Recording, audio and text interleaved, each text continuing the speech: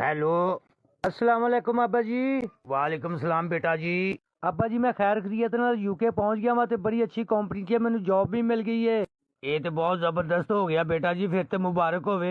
खैर मुबारक। ए पुत्र तेरी छोटी भैन बड़ी उदास हो गई है ते ਇਹਦੇ ਨਾਲ ਗੱਲ कर ले। अस्सलाम वालेकुम भाई। वालेकुम सलाम। भाई इत्थे तेरे घर दे काम कौन करदा वा? और मैं ਜਦੋਂ ਦਾ यूके ਆਇਆ ਮੈਨੂੰ ਕੱਪੜੇ ਵੀ ਧੋਣੇ ਆ ਗਏ, ਬਰਤਨ ਵੀ ਧੋਣੇ ਆ ਗਏ, ਝਾੜੂ ਪੋਚਾ ਵੀ ਲਾਣਾ ਆ ਗਿਆ ਵਾ। ਹੁਣ ਮੈਂ ਸਾਰੇ ਕੰਮ ਆਪਣੇ ਆਪ ਹੀ ਕਰਦਾ ਵਾਂ।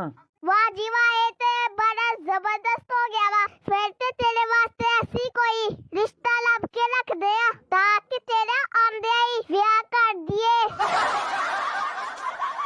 ਅੱਛਾ ਜਿਹੜੀਆਂ ਮੈਂ ਤਸਵੀਰਾਂ ਸੈਂਡ ਕੀਤੀਆਂ ਸੀਗੀਆਂ ਉਹ ਦੇਖੀਆਂ?